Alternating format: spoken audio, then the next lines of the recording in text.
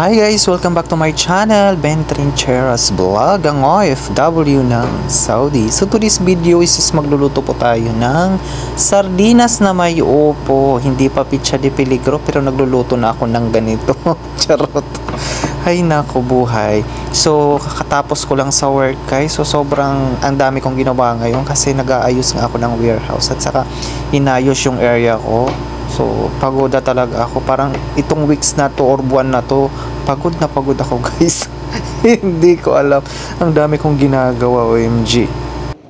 Simple lang naman yung ingredient ng sardinas na may upo. Syempre, kailangan natin ng sardinas na pang Pinoy. Ang binili ko is 555 tuna. Nahululuha pa ako guys sa paghihiwa ng sibuyas. Parang naalala ko tuloy yung mga utang ko. Charot, wala akong utang guys. Yung mga nang broken hearted sa akin. Charot lang.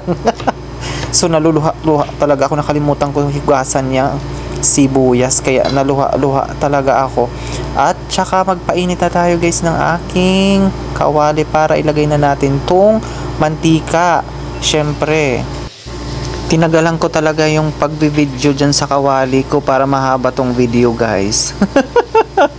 Kasi pag maiksi itong videos hindi ako malalagyan ng maraming ads dyan, charot. So ayan, hinahabaan ko, pinapakita ko yung kawali ko na mabilis uminit pag malakas yung apoy. Grabe, sobrang madaling uminit yan guys pag malakas yung apoy, kaya hinihinaan ko yan. Hindi talaga siya pwede sa stove, pang induction lang talaga yung kawali na yan.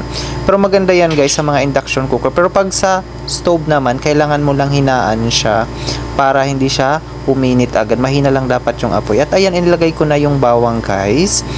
At antayin lang natin mag golden brown yan. Ito lang talaga yung pinakamabilis na niluluto ko pag nasa trabaho ako, pagkatapos ko ng trabaho. Kasi pag magluto pa ako ng matatagal na lulutuin, parang hassle pa sa akin, parang lalo ako napapagod. So ang niluto ko lang talaga is yung mabilis lang lutuin, kagaya ng sardinas na may upo.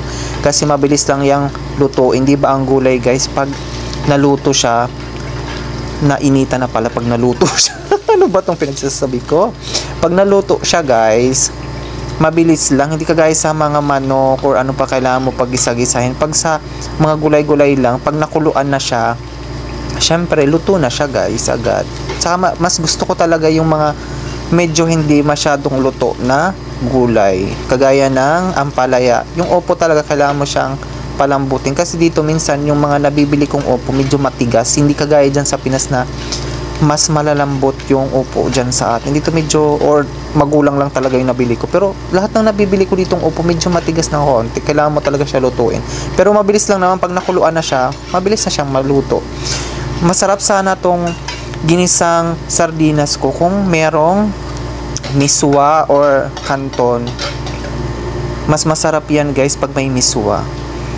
Yung Mickey or yung miswa lang, masarap yan pag may ganyan guys. Kaya lang wala ako noon, kaya upo na lang at saka sardinas. Namimiss ko talaga yung ganyang pagkain guys, kasi laking mahirap lang ako guys.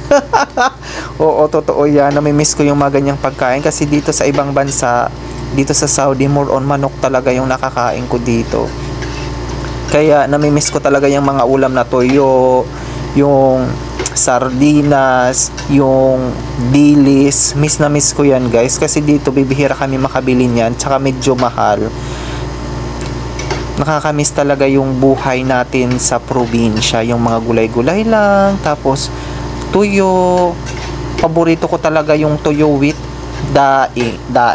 laing. Ang sarap talaga niyan guys. Ang dami kong nakakain yan pag laing at saka tuyo. Yung sapsap na tuyo, wow, grabe, naglalaway na ako. Nagbo-voice over nga lang.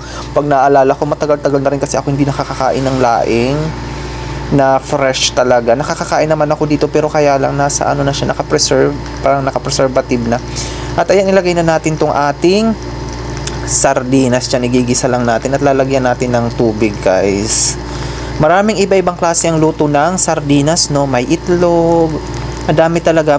Minsan inahalo rin yan sa pansit, diba? Naalala ko yung katrabaho ko, nagluluto siya ng pansit na may sardinas. I-try ko nga yan minsan, yung pansit na may sardinas. Tapos minsan naman nahaluan mo siya ng Mickey at saka Gulay-gulay din dyan, pwede rin siya. Canton, pwede rin yan guys. Na-try ko na magluto ng sardinas na may canton. Yung pansit canton, pero hindi mo nga lang ilalagay yung mga ingredients ng canton. Yung canton lang ilalagay, mag-iiba yung lasa. Ayan, nilagay na nga natin yung upo guys sa ating sardinas. Ang sarap ng kain ko dyan guys, kahit yan lang, upo at saka sardinas, grabe. Ang dami ko na namang nakain na kanin kagabi. Kasi sa niluto ko na sardinas, grabe. Pag mga ganyan talaga yung ulam guys, ang dami ko talagang nakakain. Kaysa sa mga manok. Gusto ko talaga lagi ang ulam ko gulay. At ayan, naantayin lang natin yung kumulo at maya maya maluluto na rin yan guys, kasi mabilis lang talaga maluto ang upo. Mga 20 minutes na atang pinakamatagal na maluluto yan, kasi malambot lang yan. 15 minutes kaya na yan, luto na yan guys. At kakain na tayo. Gutom na gutom talaga ako nyan guys, kasi hindi ako nag-agahan at sa tanghalian. Ang kinain ko lang isang bread sa umaga at saka sa tanghali, kasi busog na busog pa ako. Kasi nung nakaraang gabi nagluto ako ng hipon, grabe yung nakain ko guys. Nakailang kanin din ako at saka nagkamotikyu pa ako. Nagluto ako ng kamotikyu, kaya feeling ko nung kinaumagahan, alam nyo yun, feeling ko parang may kabag ako, parang busog na busog pa ako, hindi ako natunawan guys, grabe. At ayan, medyo luto na nga tong ating ginisang upo na may sardinas, grabe. Sayang wala akong miswa. Masarap yan pag may miswa. Wala kasi akong miswa. Ang mahal din dito ng miswa, nasa 7 peso. 7 pesos no. 7 real. Parang para sa akin mahal yon. Wala bang 3 real? Kasi Pinoy kasi yun, international. Meron ata isa pang klase ng miswa. Parang kulay brown ata yun sa amin. Hindi ko alam, mas mura yun. Hindi ko alam kung saan nila ginagat. Miswa din ata. Ayun, parang miswa ng Indiano. Bibilhin ko nga yun. Yun ang bibilhin. Kasi mas mura yun kaysa sa miswa ng atin. Kasi mahal yung sa ating miswa. At ayan, tinikman ko nga yan guys. Grabe, napaso ako. Sobrang init pa. Ayan, malapit na nga maluto tong ating ginisang sardinas. At kakain na tayo guys. Grabe, gutom na talaga ako. Grabe talaga pag OFW ka guys.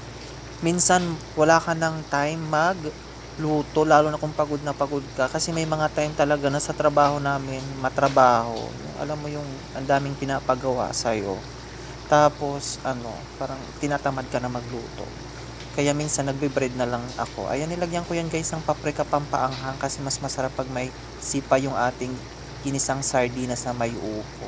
Ako nga minsan, alam nyo guys, pag galing sa work, pag tinatamad ako magluto, nagtitinapay lang ako, tapos tubig, tapos na ayoko nang magluto, kasi parang, alam mo yun, parang nanlalata ako, siguro sa edad ko na rin. Charot lang, nagpapahalatang maedad na talaga tayo. Iba na yung lakas ko, simula nung nag-30 ako, nag-30 plus, iba na yung lakas ko, hindi na siya kagaya na nasa mga 20 pa ako na kaya kong magtrabaho ng matagal. Ngayon parang nahapon na ako pag ang dami kong ginagawa sa isang araw.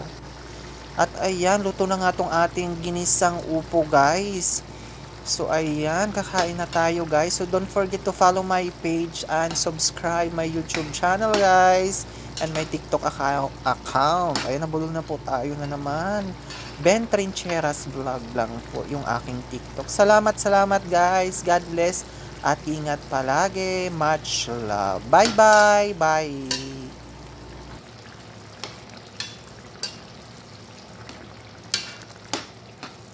Ating bebe sardinas na may upo. Tsaka syempre kanin.